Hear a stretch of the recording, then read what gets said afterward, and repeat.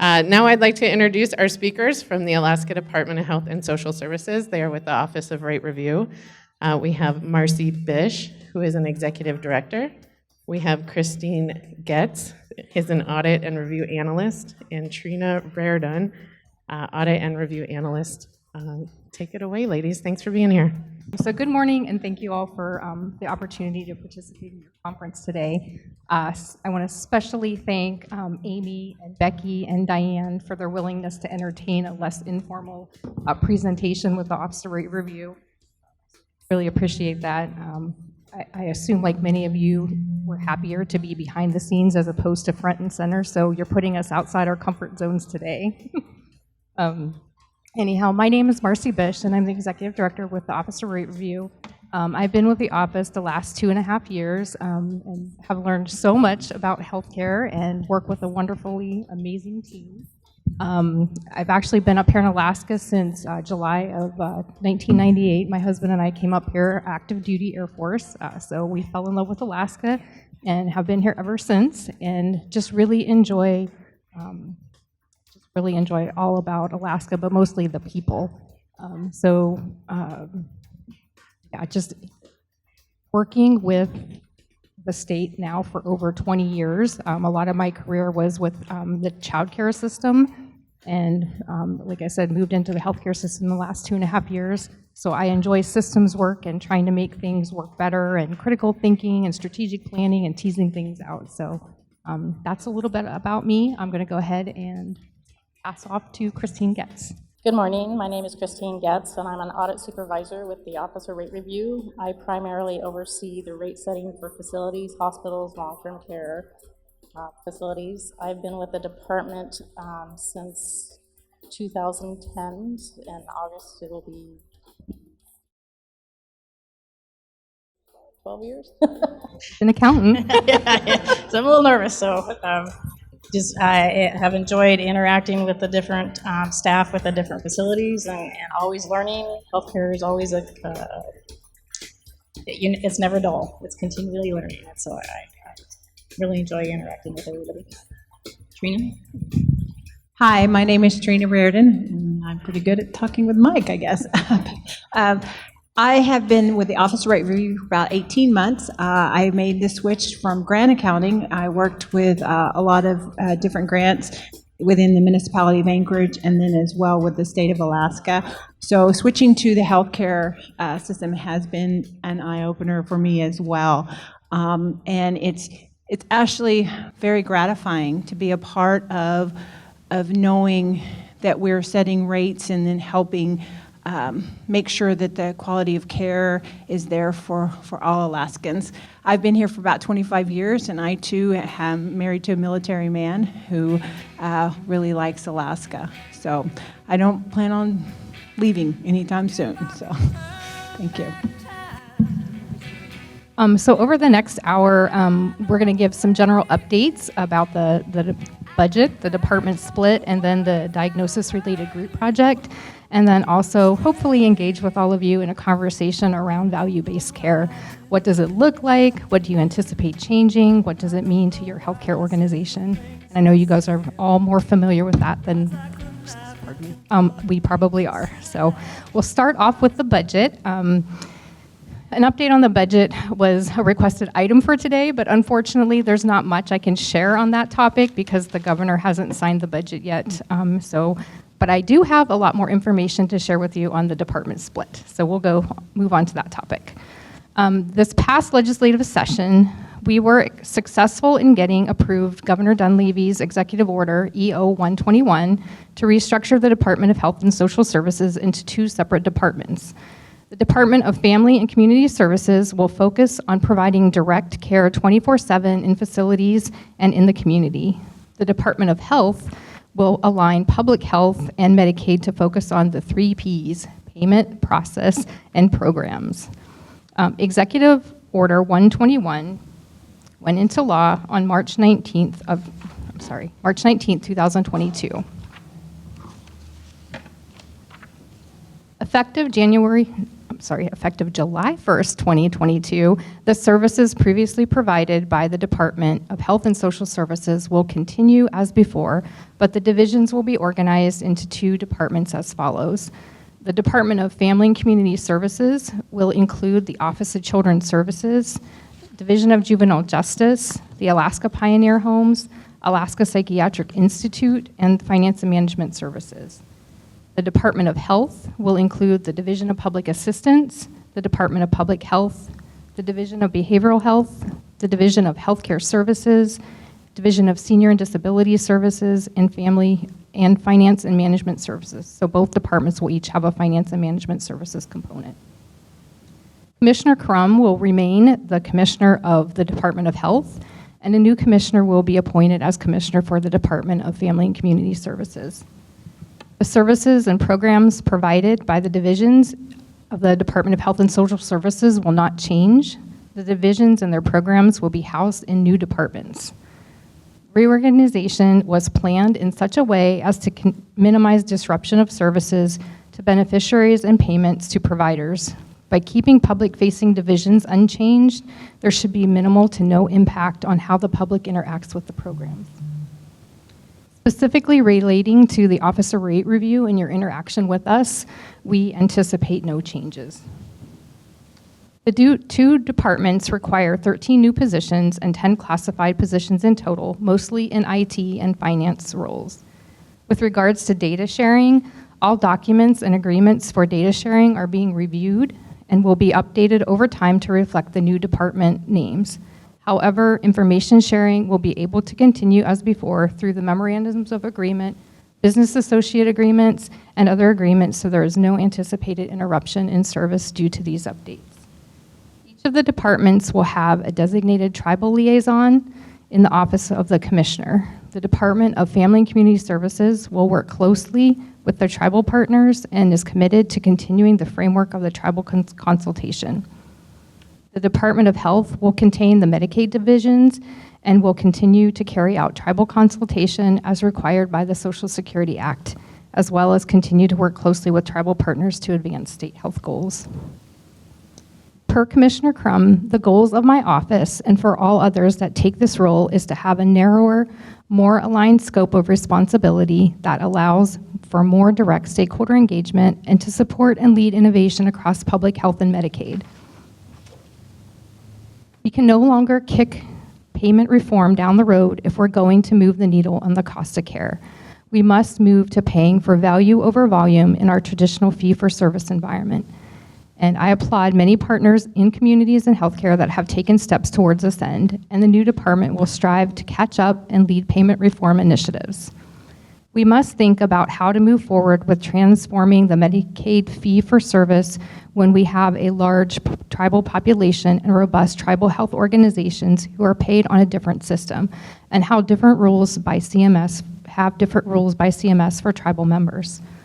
Beyond payment reform, the Department of Health is focused on the renewal with CMS for our 1115 waiver for behavioral health and substance use disorder treatment. We will have more time and energy to move to population health and to work to incorporate population health and public health into health payment. There's a reorganization website. If you're not familiar with it, it's reorg.dhss.alaska.gov. So we encourage you to go there and regularly for updates. And there's also frequently asked questions that you can that are updated regularly as well. So that's a lot of information, I know, on the department split. I don't know if folks have been keeping up with that or not, but please do check out that website. Then we'll go ahead and move on to the diagnosis-related group project. So I want to thank everyone for your participation and conversations to date regarding the diagnosis-related group project. It's been awesome, and we really appreciate it. Our current target implementation date is January 1st, 2023. So we're about 6 months away from that. And this effort is an effort to move from fee-for-service or volume to value-based care, something we'll talk about more here shortly and hope to learn about with all of you more this afternoon. The latest updates regarding the DRG project are we're getting very close to the final drafts of the state plan amendment, and the proposed administrative rule changes necessary for implementation. Once finalized, and with the governor's approval, we'll be putting those out for public comment and moving forward with tribal consultation. We've been also working diligently with 3M, Myers and Stauffer, and Conduent on changes to the Medicaid Management Information System to process and reimburse inpatient claims under the DRG methodology. I continue to meet monthly with ASHNA, or I'm told AHA now, and their contractor to touch base on the project. And we anticipate our next stakeholder update going out mid to late June. So if you're not part of the distribution list and you would like to learn or get those updates, just email me at Marcy, M-A-R-C-E-Y. Make sure you put that E in there or it won't get to me, .bish, B-I-S-H, @alaska.gov. So that was a lot of information. Those are all of our updates at this point in time. We hoped to maybe spend the rest of our time just in more of an informal conversation with all of you. The DRG project will be our first large project in moving towards value-based care. And so with the Office of Rate Review, this is fairly a new conversation for all of us, and we know you have a lot of experience with this on the Medicare side, so we hope to pose some questions and engage in kind of a dialogue around this. And I know Sophia is here to provide some expertise and presentation later on value-based care this afternoon, so this is more of an informal dialogue.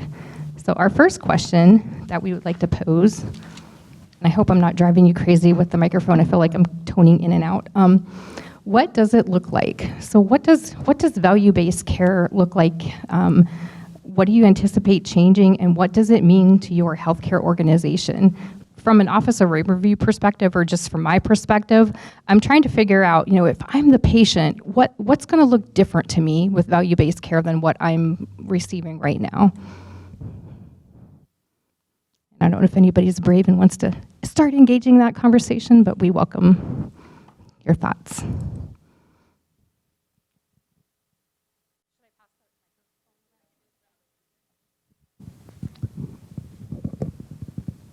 Right, I think it's on.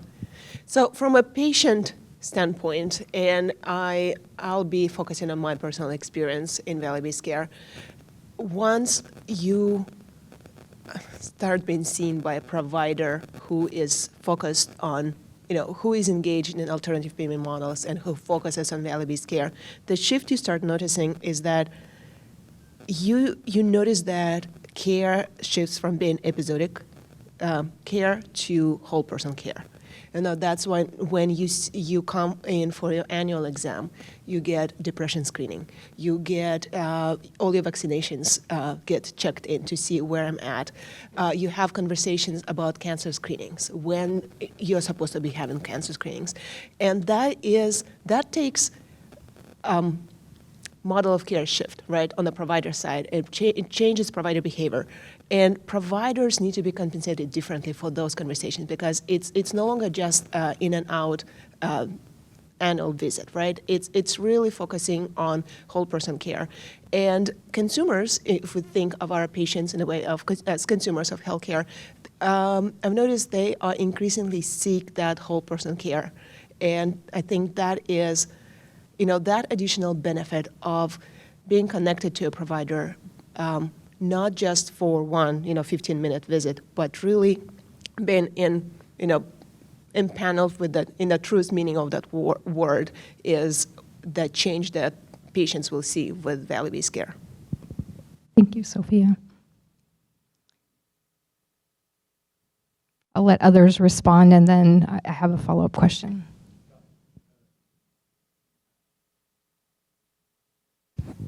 Thank you. I think to follow on Sophia's comments, I think part of what we anticipate with value-based care, that whole person care will start to shift where that care takes place. Fewer and fewer people who need to be in an inpatient setting because we have worked with them early enough in their, whatever their needs are, to avoid the most severe, the most expensive model of care. So what we're anticipating is over time, less and less inpatient beds, more outpatient type services, lower cost of care for that reason. I think the challenge I perceive, especially in Alaska, is having enough primary care physicians to see all the patients close enough to the action, right? Having enough payer source for all of those individuals.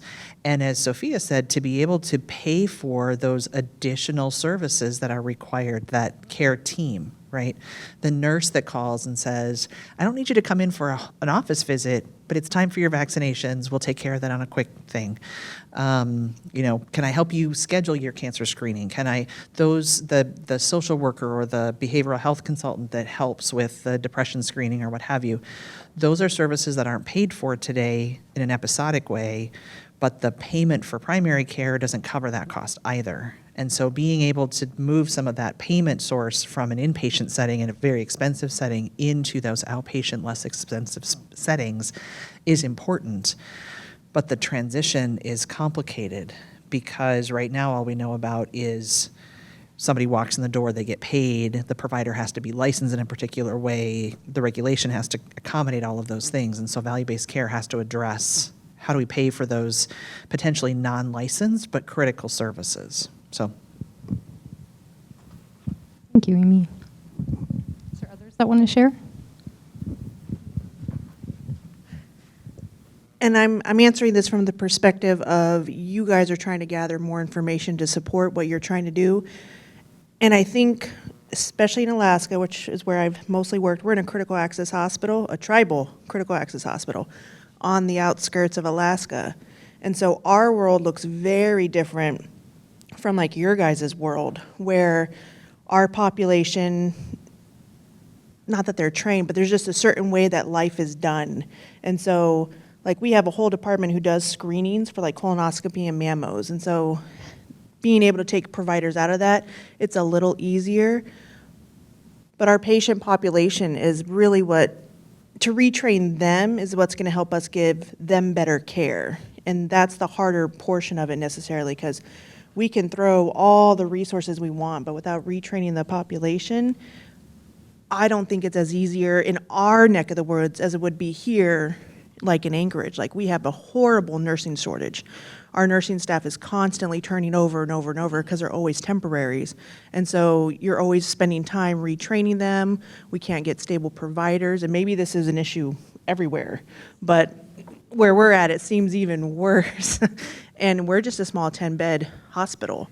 So to us, we kind of get scared when people are like, oh, we're going to start changing things. Like, well, we're reliant on the money. We can't easily implement new things like other hospitals can because we just don't have the same kind of resources. And so some of us who are stuck there, not stuck there permanently, but who are there permanently, life is very difficult at looking at value-based care, because then you also get providers who get burnt out. We do all the depression, we do all those screenings, but it's more of a checklist because I just got to get this done so I can go on. It's not, I'm generally trying to find somebody I can help. So I think there's challenges, and everybody has challenges, but we face different, and that's harder, I guess, on you guys because you have to, well, we can't pick and choose. We got to fix the whole problem. I don't know. Or we got to find the whole solution. Sorry. Because we're not problem. We're solutionists. Thank you.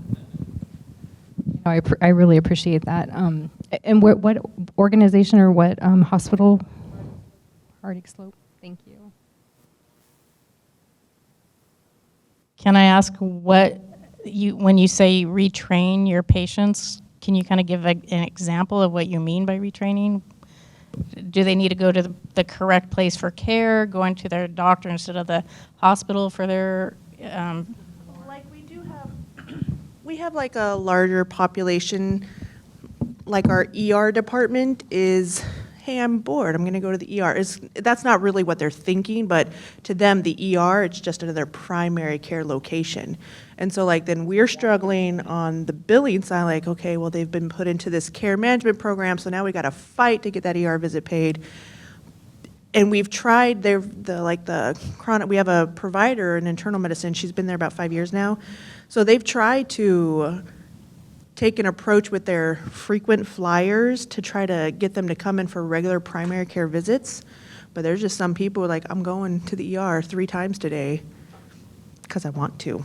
And so it's like trying to shift you just can't, and it could be maybe an older generation. I do see some younger ones who do it too. Or like even on colonoscopy screenings, you can tell people you as a native population have a higher, some people just are like, maybe I'll show up. It's really nice out today. I'm not going to show up to my appointment today. I'm going to go be outside. That's just life. And maybe it is, again, I don't know if it's like down here, but, and so some people just, like we're more proactive on our healthcare, but unfortunately that has led us to really not use the native system as much either, because we're just so proactive, but not everybody's like that up there. And I don't know if it's just a lack of education, a lack of somebody willing to help them because they're trying to push through so much. So I just got to get this done. I don't really have the resources to try to encourage you to be more involved in your healthcare. So it's things like that. Thank you. Sounds like from your perspective, I mean, there's some concerns for sure for the transition to the value-based care. Let me ask you guys this. My understanding is with Medicare, you're already involved in that DRG process. So what does that look like? What does that look like now with, continuing with fee-for-service on one front, but then also managing the DRGs on the Medicare side? Does that make sense? How does that look different for your patients right now, I guess? It doesn't look different. It changes how we, I think it changes how we, in the current Medicaid system. So first of all, I would say there are a limited number of hospitals in the state. Those of us who are moving to DRGs for Medicaid are generally the ones that are already there for Medicare, but there are many hospitals in the state that are not using DRGs for Medicare either. For those of us that are making the transition, with the Medicaid population today, the process of approving additional days in-house and some of that per diem payment we're currently getting, we are scrambling and putting in inordinate amount of time trying to get those additional days paid when we need to. It's my understanding the DRG system will still allow for those outlier and additional days. So I'm really curious to see how that works. What that looks like, how those payments are the same or different, and we have to figure out a way to cut down the paperwork on that process. I literally, at PAMC, I could have 1.5 FTEs working full-time just to figure out the paperwork to get those days paid. That's expensive. That's not appropriate. And I think every hospital who's doing that has that kind of resource invested and still struggle to get paid. So the DRG system, it doesn't fix that for us as far as I can tell. But in terms of, fee for service in one environment, and DRGs, I'm not sure it changes how we provide care. We still are, providing care to everyone and those kinds of things. As a patient, then I'm essentially receiving whole person care right now. It's just being billed in different ways. Yeah, I guess the whole person care aspect really is an outpatient setting. The DRG is an inpatient setting. So the DRG, it basically assumes that whatever the episode is has a standard payment because of the resources expected. I don't think that moving to DRG moves us to whole person care at all. Zero.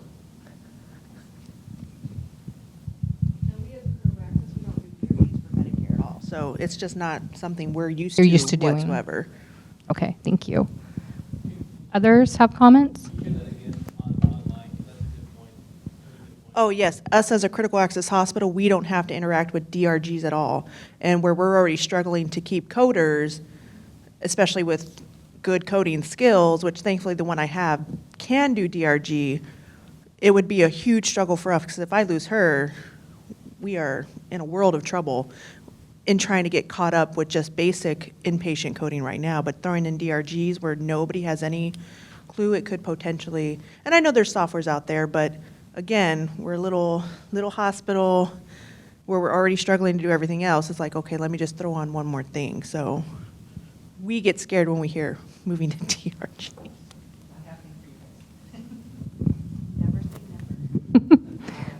Do others have comments?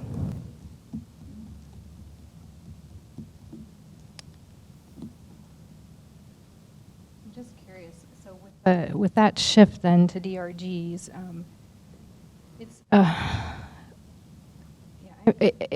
I'm thinking from an officer rate review perspective, because what happens, and I'm hearing your concern of the critical access hospitals and not dealing with that right now, and then the larger hospitals here in the more urban area, rural areas. How do it creates, I'm thinking, disparity within the system, because there's going to be a lot of different rate setting methodologies if we can't eventually find one that one size fits all. And I'm not sure that we're going to find that in Alaska. So I'm always just curious of, with having the military population, the tribal health organizations, and then, the other healthcare entities. I'm curious of you guys' thoughts and your expertise. Do you have suggestions for the state? Like, what should we consider? What should we look at? What are the most pressing concerns or issues that you would have in looking at this more globally? I would just start by saying you're not going to get to a one-size-fits-all for inpatient hospitals. Even Medicare doesn't have a one-size-fits-all. Critical access is cost-based reimbursed on the Medicare side, and in my opinion, should stay that way on the Medicaid side in order to cover the costs of providing service. I would say that the state needs to be thinking more about the outpatient setting, how to encourage service in an outpatient setting at the sort of lowest common denominator, if you will. How do we get early? I mean, to the example, up in Barrow, it's as you were talking, I'm thinking, how do we provide home health visits without being a home health agency? Because if someone won't come to the clinic for the service that they need, if we can figure out how to pay for someone to knock on their door and do their diabetic screening or whatever, the simple things, that we can find the problems earlier, those are the things that we need paid for, right? When we have different populations in different parts of the state, and I used to work at the hospital in Nome, so I'm familiar with tribal critical access. We need different ways to recognize that our communities operate in different ways, right? In Anchorage, there's a significant immigrant population, English as a second language, refugees, homeless. How do we do that effectively? In the outlying communities, I remember we just never traveled to a village in July because everybody was fishing and you never could provide service, right? The health aides were busy doing the minimum necessary that they could. But how do we recognize what that looks like, right? And how do different communities need different things? And I think the system right now is too rigid. And I would say that's true globally, not unique to Medicaid and not unique to Alaska. Yeah. Others may have. Some more flexibility in the system. Yeah, just to reiterate what Amy said, I think on the state side, and this is conversations we've had with Aaron Naris in the Department of Health with the work Providence Medical Group is doing with the 1915B waiver, is just really along the lines of accessibility for outpatient settings. And I think that's the biggest barrier we're seeing here. And I like the comments that were made around retraining populations, but when we look at, I think, here in the state of Alaska, value-based care is really just that population health focus. And so trying to get patients in is the biggest difficulty, especially with the large refugee clinics that we're bringing up here. And it's just along those lines, a lot of the endeavors, and we're maxing out our resources, is trying to bring all those services to the patients. And that's, whether it's with MANBAN or a mobile mammography unit, sorry, we call it the MANBAN. And then, colorectal screenings as well, is like, it takes a lot of resources and time to try to figure out how do we get these services to patients that we haven't seen in 2 or 3 years that we are still technically responsible for at that point. No, thank you. So more flexible services, more mobile services is what I'm hearing. Okay, thank you.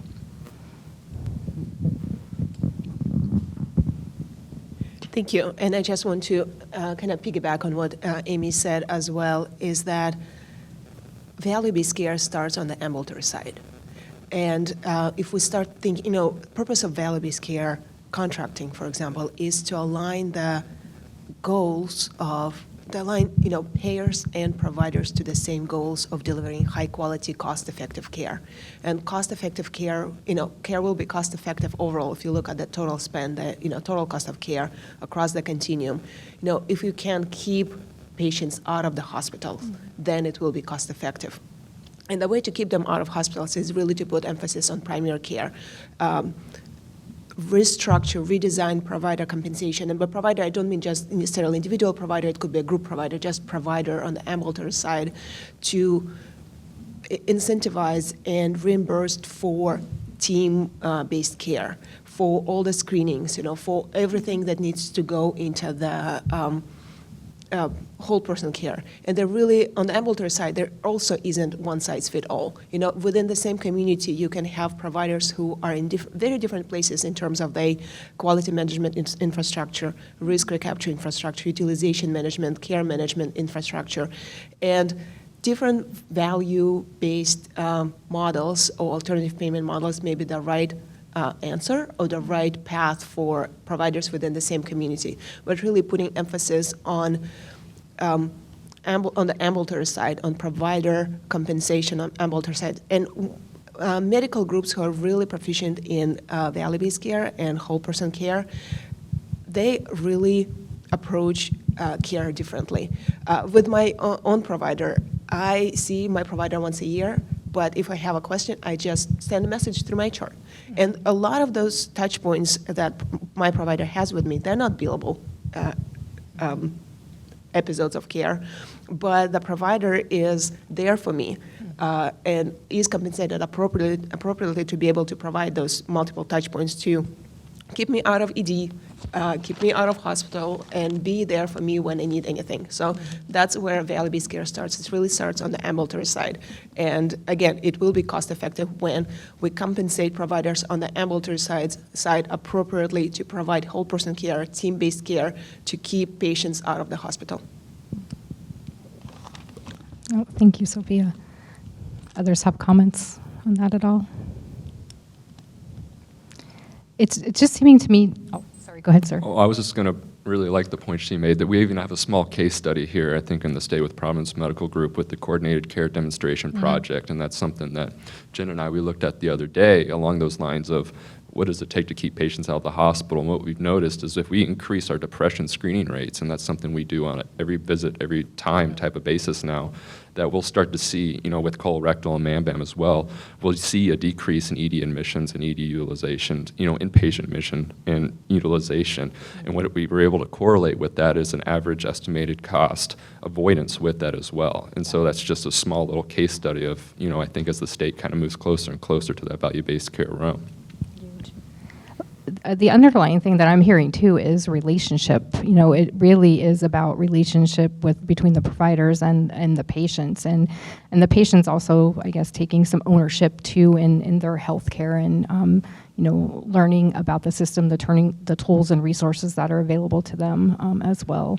But that trust, I guess, building that trust and that relationship is really important, and that takes time to do.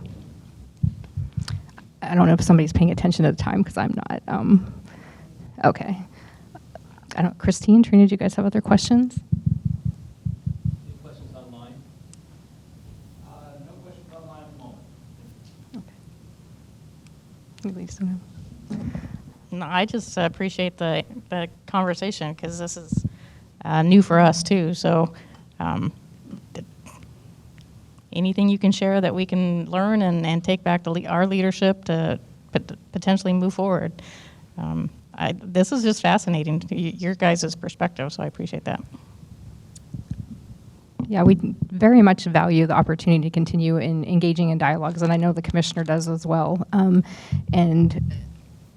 This is huge because Alaska, I know a lot of states, states will say, we're so different.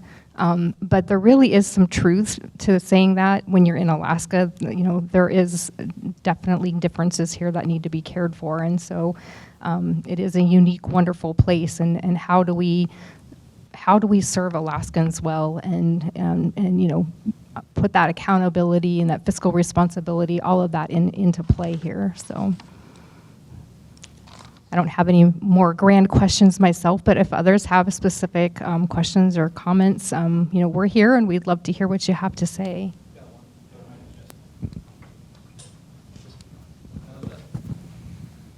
Mine's on the payment side of it is you'd mentioned this, the DRG system. I'm not haven't studied it yet, but as far as the DRG system that the state's doing, and then, you'd mentioned that it's, we've all, many may know, I guess, that DRGs historically are inpatient only. Is this, to clarify, a system of payment for other than inpatient care as well? Or is it, because it's DRGs are typically known as inpatient, I'm wondering if this is covering other areas? This specific project is inpatient, just inpatient. I know there are other value-based care systems with DRGs that you can look at for outpatient services and other areas. At this point in time, this project is just specific to the inpatient.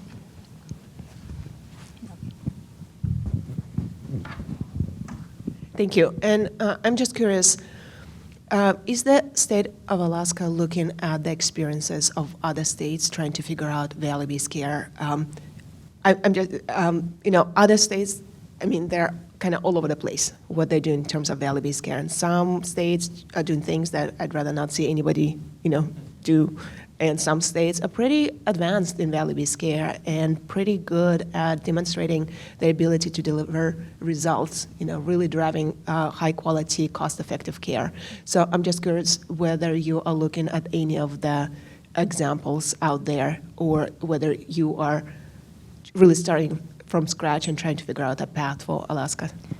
With the DRG project in particular, we did look at least 3 or 4 other states. A lot of times, we go to the Washington, Oregon, Idaho, those states. So we did look at some of the other states, but in general, we haven't had an opportunity to go beyond that at this point in time, at least within the Office of Rate Review. I don't want to speak for others within the department, but and I do know there's other projects underway to look at value-based care and pay for performance and things like that. But we've just looked at 3 or 4 states at this point in time. That's one of our struggles, I'm sure, like all of you, staff resources and the opportunity. I love the name of your conference today, innovation. We struggle with having the resources also to be able to move away from the day-to-day and move into the innovation piece. So. But Sophia, can I ask you, are there specific states that you're aware of that you said that do a good job with the value-based care that you could point us to? Well, from my experience, New England, those states, a number of them, I won't give you the name of the state because I may confuse the states and I don't want to send you down the wrong path. Okay. But even in Pacific Northwest, Montana and Washington, some of the programs there, when providers and the state and plans, if they do manage Medicaid, they start to share risk, and that's where it gets very, very interesting, and really gets stakeholders closer to aligning the goals of plans or states and providers in terms of how compensation needs to be structured. And in my experience, the most incentives that turn out to be the most impactful and the ones that drives most impressive results are the ones that are closest to the clinical decision maker. So we just shouldn't lose sight of that, right? We really need to make sure that providers are at the table when value-based care models are developed, because it's not, again, it's going to be most impactful when it's a collaboration. So, and you probably are going to be involving different providers in the development of models, but I think it's very, very important to have that conversation as a community of providers, and not just something. And by no means, I don't want you to take it as my thought process that you would just figure something on your own and just present to providers. But that having that conversation with the provider community is very, very important. Yeah. No, I know with the DRG project in particular, with COVID coming on, we've had to delay that project. To just allow for the hospitals to deal with COVID and then still be able to engage in the DRG project, and that stakeholder engagement piece has been wonderful. So we really appreciate that, and it is critical to the conversation. So thank you. I don't know, you guys might get a little bit more time for your lunch. Anybody have any other closing thoughts or questions? All right. Well, Thank Thank you so you. much. Just want to remind everybody, there's session surveys online and on the app. Just really want to thank the three of you for being here and just opening dialogue. Personally, just really excited to be part of these conversations in Alaska and kind of part of the team that can help see the future of healthcare payment structures. So thank you for your time. Yeah. Thank you all for inviting us.